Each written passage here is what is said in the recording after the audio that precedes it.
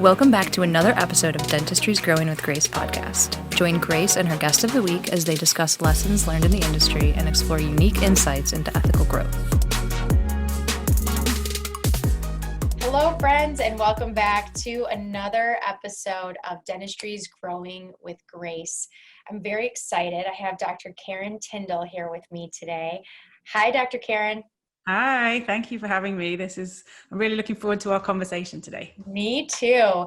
So for our audience, tell us a little bit about you and your background and kind of what you do and how you got to this point. Yeah.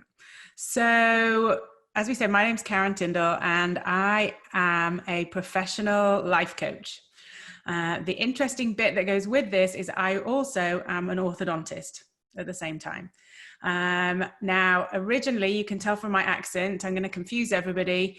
I do live in America. I live in Bentonville in Northwest Arkansas at the moment, but originally I'm from the UK and I moved to Bentonville 4.5 years ago with my husband's work. He works for Walmart and we live now in the home of Walmart. And this is just a family adventure for us to come and live somewhere abroad. We were supposed to come for 2 years. So I left my career as an orthodontist for a 2-year career break. But we love life here so much that we've actually decided to stay. Now, yeah. So I want to pause really quick because so many Americans right now don't love life here at all. So I just want to appreciate you for saying that and for bringing some positivity into this conversation. And yeah. Thank you. I mean, life is an adventure. And I was very much in a career. I loved my job as an orthodontist. And I could have seen me doing that for the rest of my working days. I was completely happy and settled. And if somebody had asked me, do you want to go and travel abroad and go somewhere else? I would have said, no, I'm perfectly happy where I am. Thank you. But when you're given the opportunity to go somewhere and it's exciting to learn about a new place. And still 4.5 years on, I learn about America, Americans, every single day. There's not a day that goes by when I don't learn a new word or what something means or how something's done. That it's just that excitement. And the thing that we really love about being here in Northwest Arkansas, we get a lot of sunshine compared to England, where there's a lot of grey days and some beautiful sunny days as well, but we get more sunshine here. And I love being in the sunshine and it just makes me feel good. So that's why we're so happy. I love that. And I like your sunflowers that you have behind you. Yeah, they were from the farmer's market last weekend. So lovely. That's wonderful. So you moved here, it sounds like primarily for your husband's job. Yes. Career. And from there you discovered, okay, I can do this. There's a lot of learning around me. And you sound like someone who is a just constant learner, constantly educating yourself. And how did you change career paths? So you were an orthodontist, which is not an easy accomplishment in and of itself. And then you came here, and tell us about how you came to find a new career path. Well, coming from being an orthodontist that I really loved, and I had always worked my entire adult life, I had always worked. Even though probably I secretly said, oh, I'd love to not work. Wouldn't that be lovely? But it didn't happen. I was always working. And when we moved here, I couldn't work because of visa restrictions to start off with. That's all changed. And I now can work here with the right paperwork. But to be an orthodontist in the United States, I would have to do some further training because my qualifications aren't recognized. You can't just transfer it over. So it was rather difficult. And I don't live anywhere near a dental school or anything like that. So I had a think about what could I do? And I knew it had to be people related because I love working with people. And through some coaching that I had for myself, I learned that what I love is a transformation.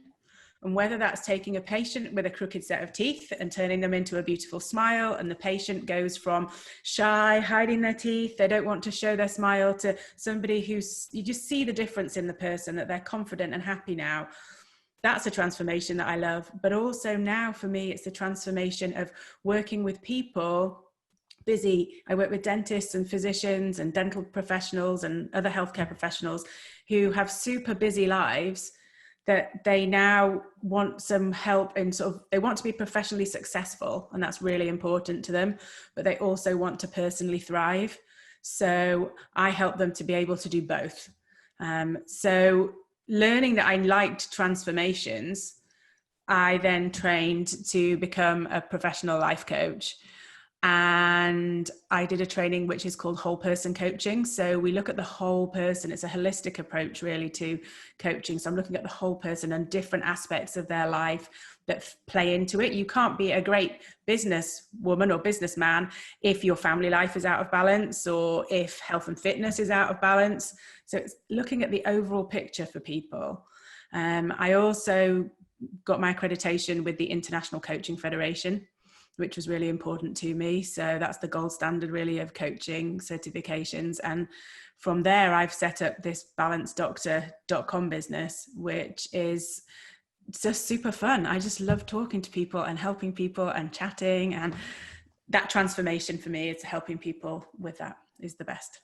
It's amazing. And when you compare what you're doing as a life coach and with your business, and you think about your, I'll call it a past life for lack of a better word, but your past life, a practicing orthodontist, how would you, how does that help you when you look at that? I guess, do you have moments where you look back and you say, I wish I knew then what I know now?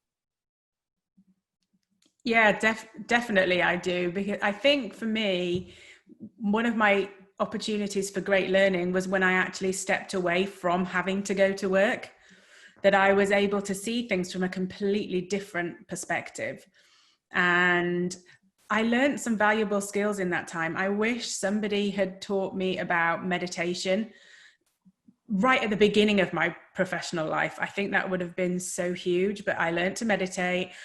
And then I could just see where life maybe was out of balance, where I hadn't been maybe putting myself first and had just been focused on work and just ticking all my jobs off my to-do list, to be at the complete opposite end of the spectrum, where the first time I felt like I was actually being a really good mum and I was there for my children all the time. And I really liked that. But I knew that maybe this wasn't the balance, because I'd gone from everything to nothing.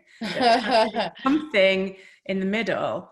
And I like to think that I'm uniquely placed to help dentists, because having been in that profession myself, I completely understand the pressures that are very unique to dentists. It's different from working with physicians or other healthcare professionals that I do.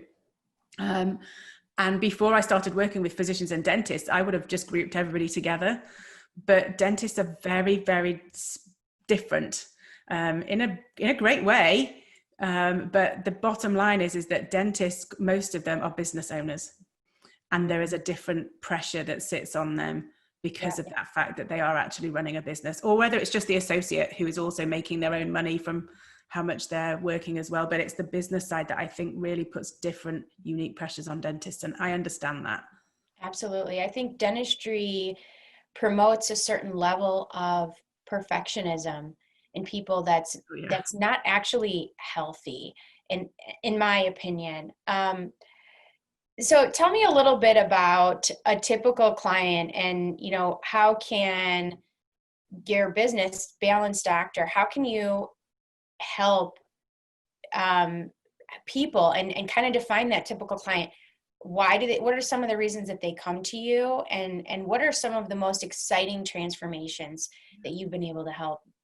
Well, I think people will initially come to me because they want to be more successful professionally. And even though that's not what it says on my website, that's what people want. Is people want to be able to be more successful. They want to be more financially profitable. They want to be all these things, and it's all related to the business. But when you actually delve into it, that's the surface, and all of us are the same underneath. That there's actually so many things that we want, one of the main things that I see is people who are working so hard, and they feel guilty that they're not there for their families as much as they should be, that bit of life is getting the short end of the wedge because work is taking up so much time. So maybe it's a busy female dentist who has got children at home. She's maybe got a nanny, or she's relying on other people to do all of her childcare, and she feels guilty about that, and she wants to do more of that, but she's got so much going on at work. And at work, she just says yes to everything because it's either she's working for somebody in a business or it's her business, and feels that she can't say no to things. So it's establishing some boundaries for her to create that boundaries, even though that word, it sounds like it's something that's enclosed. But once you create a boundary for yourself, that opens up your freedom. It gives you the freedom to do other things. I am in the thick of understanding boundaries for myself and my own life. And it's so funny when I thought of boundaries in the past, I always thought of boundaries being like, I'm going to set boundaries for other people. I am going to set up an environment that's healthy for me based on what I allow other people to either do to me or take from me. That was my previous perception of boundaries. And I'm kind of going through my own little transformation right now where I'm learning that some of the most important boundaries we set are with ourselves. And some of the most important promises that we keep are with ourselves.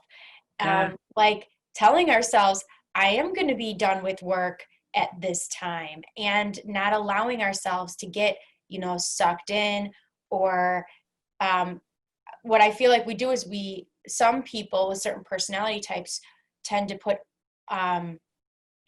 everyone else's, I don't want to say needs, I'll say our own promises that we make to other people, we take sometimes more seriously than the promises we make to ourselves. Yeah. And that has been an exciting thing to learn and to put into practice, and for you to help people to facilitate that learning and to actually apply it to their day-to-day life and apply it to their behaviors and their habits. Yeah. One of the funny things is, and I don't know if you see this with clients or not, but one of the funny things for me is if I open an email on the weekend, I'm done.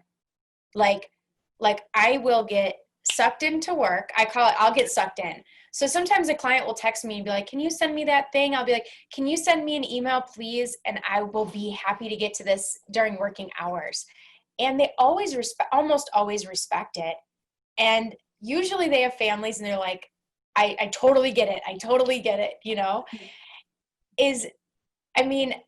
I don't know. I'm like a little grasshopper right now. I'm just learning all of these things. I think that's like, you can see in people when they do set boundaries, like you can see now you're energized talking about how you've discovered that this exists, that if you put your boundaries around you, then you then benefit from that. And it's me when one was around saying no to people. One of my clients wanted to sort of say no to things rather than always being the person that said yes. And when she rang me about 2 days after our session, she's like, I just had to let you know, I said no to somebody, and I feel so good. But it's learning how to say no to somebody, and that's really empowering to say, yes, to thank somebody for the opportunity that they may be giving you. But actually for me right now, that's not I can't help you or whatever, but maybe in the future. I want to take a turn with this topic, and I want to get a little bit controversial here, because one of the things I find interesting is that when women say no, it is not as easily accepted as when men say no. Not that we're saying no, we're still being respectful and polite, but setting boundaries. When I have found that some people have a very strong visceral reaction to a woman telling them no. And I don't know if that's a cultural conditioning thing, but I've actually challenged people and said, okay, can you please consider what you're saying to me, and consider if you would be saying this if I were a man. And what And did they say? they stopped talking and started thinking. And we're like, wow, that's very interesting. I never thought about that. Oh my goodness. This person that I respect a great deal was like, oh my goodness, you're right. You've simply set a boundary. And it's been made into this huge thing by people. I think as women, there's a lot of pressure on us to be catering and to say yes. And it's interesting too. I have a lot of women that work for me and work with me, and I try to encourage them to push back and to communicate and to get comfortable telling me, no, that's an unrealistic goal. Is it okay if I do this by this time? I'm like, you got to speak up. Like Yeah. but we're almost conditioned to not have those Yeah. conversations. It's having the confidence, I think, that once you've decided that you're going to protect your boundary, and also I find that it's the way that you say no as well sometimes is really, really critical, but is essential to the process, because people only ask you to do things because they think you're capable, generally. So in a way, it's a compliment that you've been asked to do something. So recognizing that compliment, thank you for thinking of me.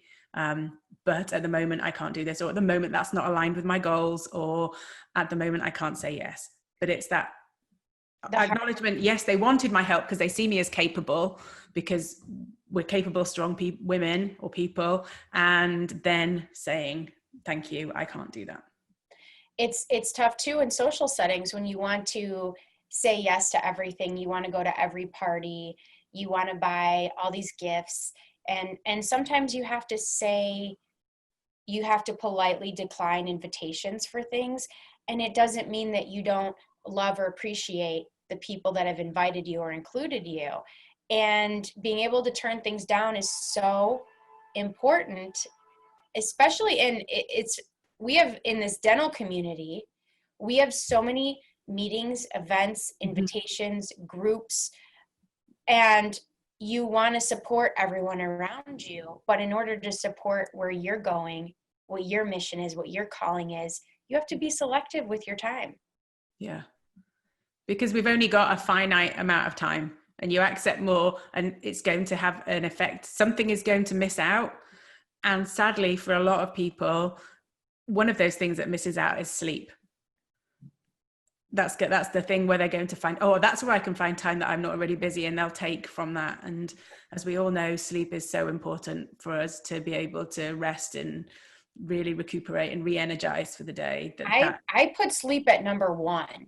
I even put sleep above diet and exercise. And I think especially for new moms, that's the biggest challenge, because you don't get a lot of sleep. Yeah. My daughters didn't sleep a 6-month stretch until they were 18 months old. A 6-hour stretch, like not even a full 8 hour. Yeah. Like they were walking and talking before they were sleeping.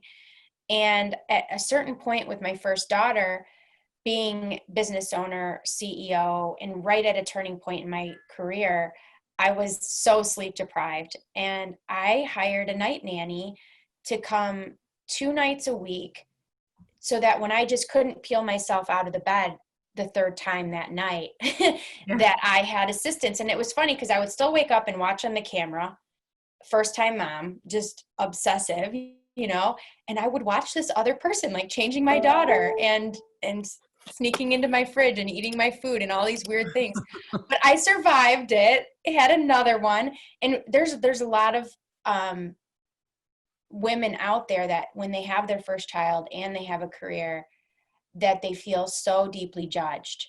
And finding that balance is so important at that point, because you got to be there for your child.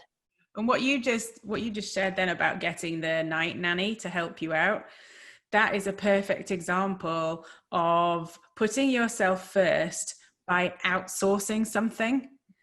And there was a benefit to doing that you were able to get sleep. So in the daytime, you're there for your children in a positive way rather than being exhausted. And that can work over everybody's life in all sorts of ways, whether or not you're getting somebody to come and do the ironing, whether or not you're going to find a college student who will pick the children up from school for you and bring them home.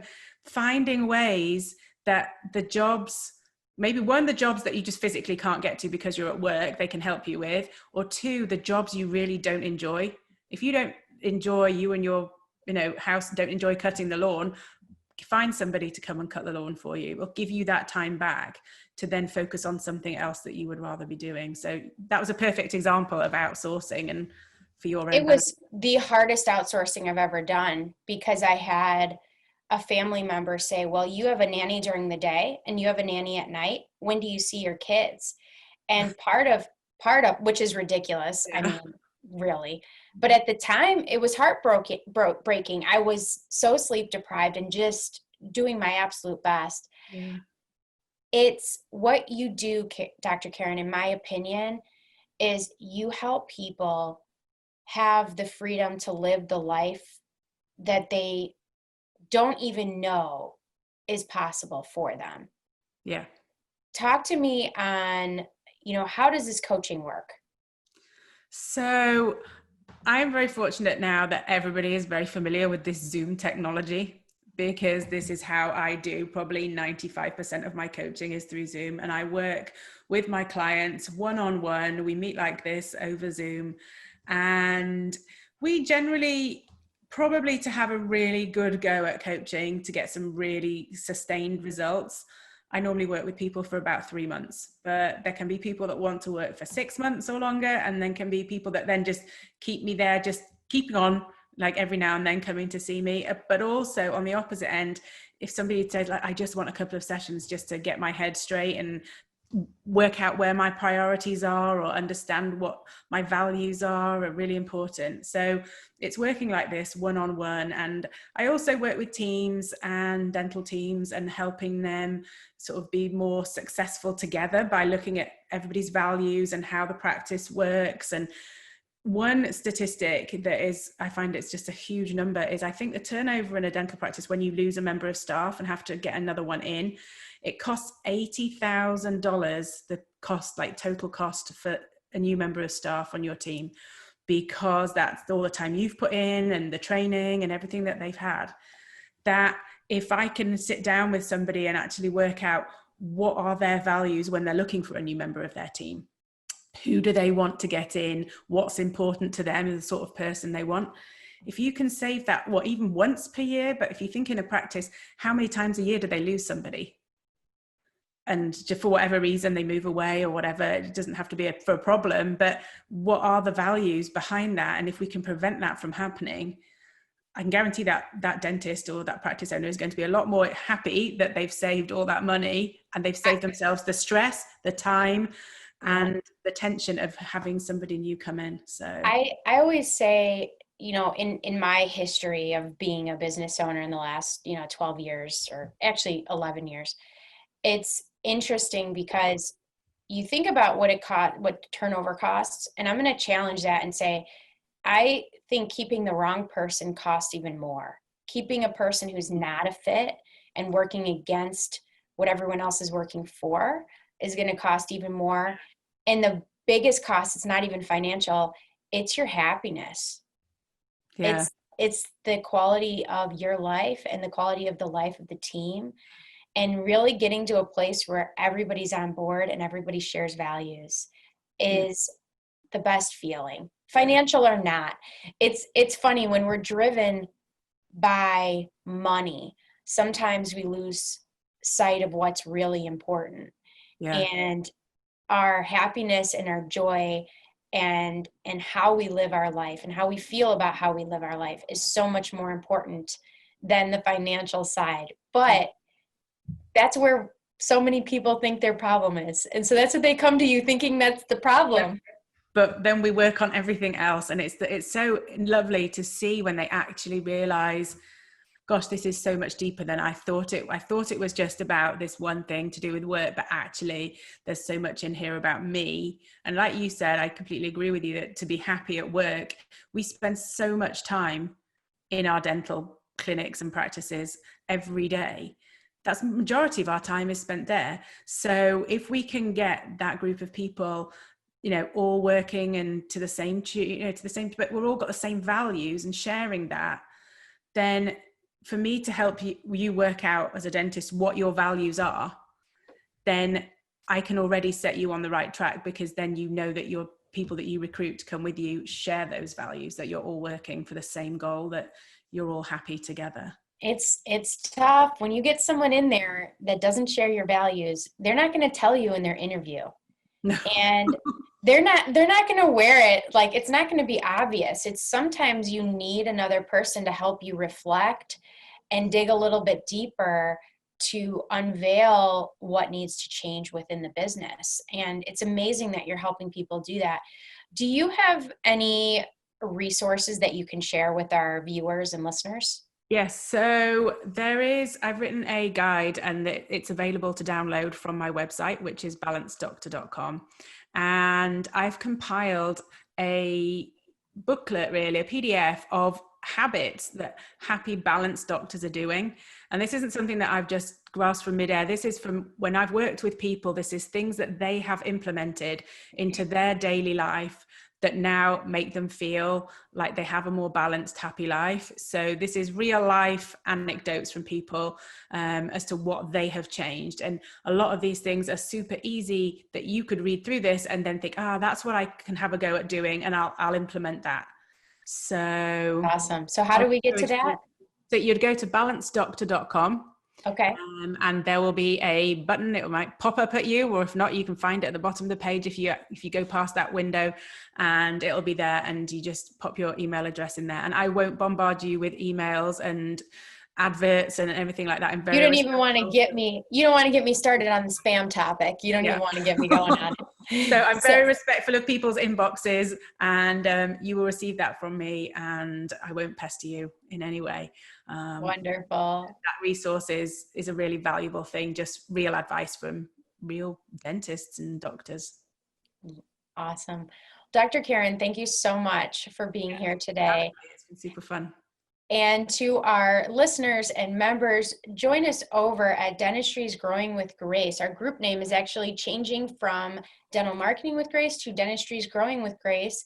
And continue to listen, because we're going to keep sharing information on how you can evolve both personally and professionally to lead with your best self. Dr. Karen, thanks again. And to all of our friends, I will see you next time. Thank you for having me.